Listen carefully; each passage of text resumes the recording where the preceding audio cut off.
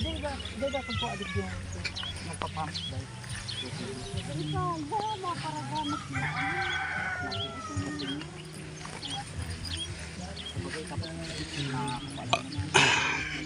Tapos para to ng paroy.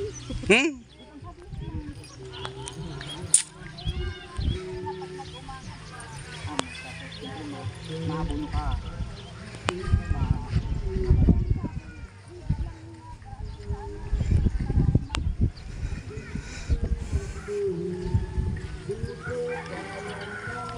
So ayan, titingnan namin yung free flowing na sinasabi ko. So ayan. Ito po ang ano niya, yan, free flowing yung sinasabing lumalabas talaga siya pero kabundukan to, nasa taas siya oh.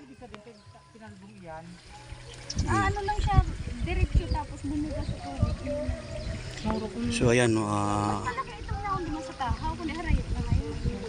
yun. So continuous lang po siya. So nasa bundok po ito sa taas eh. Yun. Siguro kakabitan kayo ning jigmatic araw ka ito. Pagkabitan pagka Pwede pag salpak niya, nagluluwas na. Oo, lang bomba lang sana, lang. Kundi dai inaasahan na. Na talaga continuous siya. So guys, ayan dito kayo makakita niyan. Pero sa kataasan po ito, yan ang mga ano niya kababaan, pero ito sa taas. So nito, wala naman ditong nawasa. So ilan siya Ayan. So pwede diyan uduan?